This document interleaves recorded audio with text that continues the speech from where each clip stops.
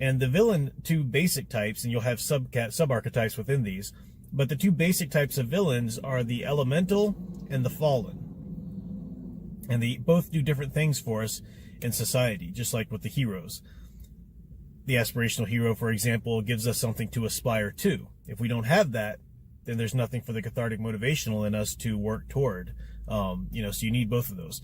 And it's the same way with the villains. We have the elemental and the fallen. The elemental villain is probably best understood if you think of it a little bit on the nose, but in terms of like the devil, or some sort of interdimensional, evil being, or a demon, or some sort of alien race that's just simply predatory, Pennywise the Clown, that's an elemental villain. It's just pure, it's the essence of evil. There's, there can be rational thought in terms of how to accomplish the evil, but there's no, there's no sense of right and wrong. There's just absolute evil. There's no misunderstanding with the elemental villain. There's no, tragedy that the elemental villain had to go through to become, at least not so much, that's known anyway. So we talked about, I mentioned, forces like a demon or an alien or a predator monster or something like that. But you can have human villains become these elemental forces of evil. You can't see the becoming, though. And this is why it's a mistake to give the Joker a backstory. That's only part of the problem with the movie's treatment. The real problem I'll get to in a second. If you see the process of them becoming the elemental villain, you can never really truly see them as the elemental villain. Like, we can accept that the Joker, a human being, is an elemental force of evil, and at the same time accept that he had some sort of bad day, right? His bad day is one bad day. But we can only do that because we never exactly know what that bad day is. The Killing Joke was really great about that because it only gave him, one example, or we got one of the stories he would tell people. So that's what worked about that. You can't see them become the elemental villain, because then whatever villainy that they go out and achieve, you're not going to see it as just pure evil, pure elemental evil. You're going to see that as the product of whatever tragic thing they went through, or whatever corruption they fell into, and whatever dark path they went down. You're not going to see them as elemental. You're going to see them as the fallen, which is the second type.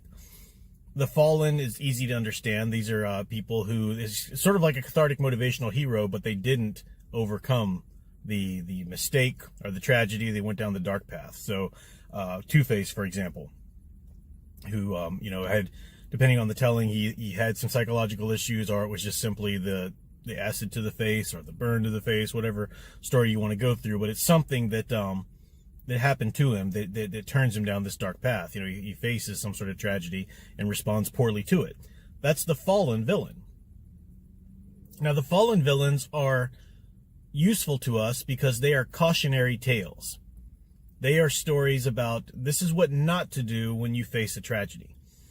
And Two-Face is a great juxtaposition with Batman, for example, because Batman, a horrible tragedy, lost his parents at a young age.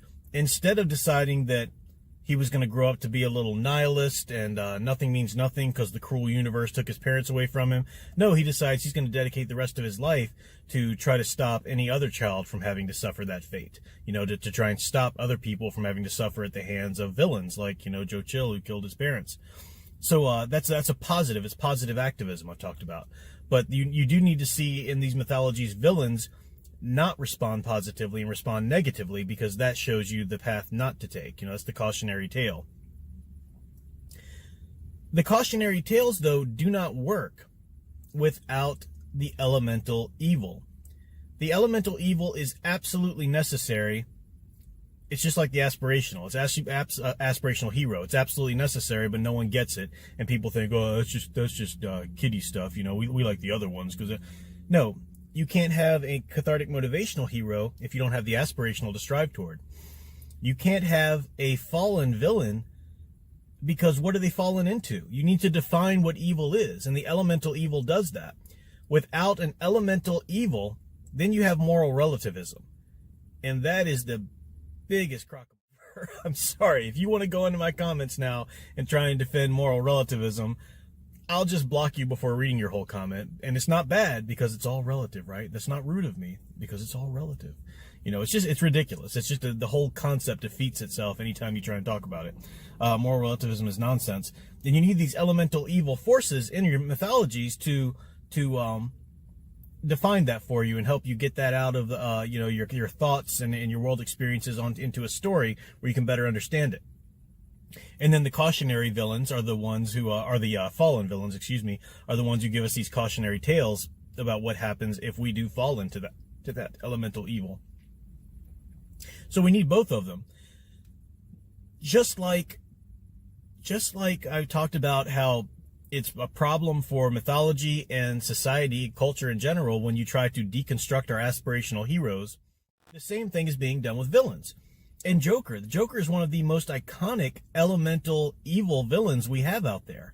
As I said, you know that he had some sort of backstory to get him there, but you don't know what it is. You can't know what it is. All you need to know is that he's this face of elemental evil for us. He's this face of nihilistic chaos, whatever. That's what he is. And that works. And people are already trying to say, well, you know, the movie, I understand that, some things are sort of suspect. Is that really true or not? So, I mean, it's his backstory, but you don't really know. Well, here's the problem. Here's why none of that works as a defense for this movie. I'll give you an example. Jim Lee actually came out recently.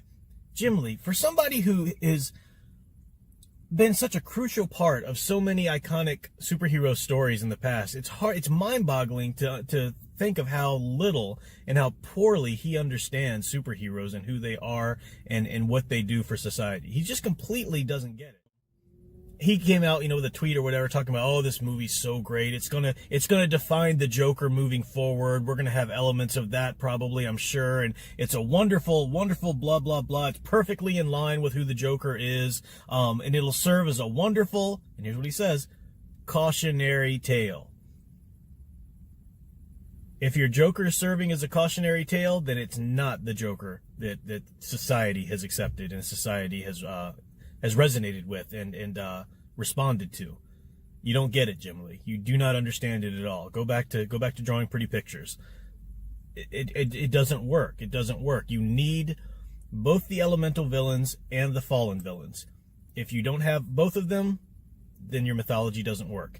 And now we're seeing a drive to deconstruct our elemental villains into fallen villains, just as we're seeing the same impetus to deconstruct our aspirational heroes into all cathartic motivational heroes. They can't be that. They can't be that. You lose any point of comparison. It just doesn't work. It falls apart.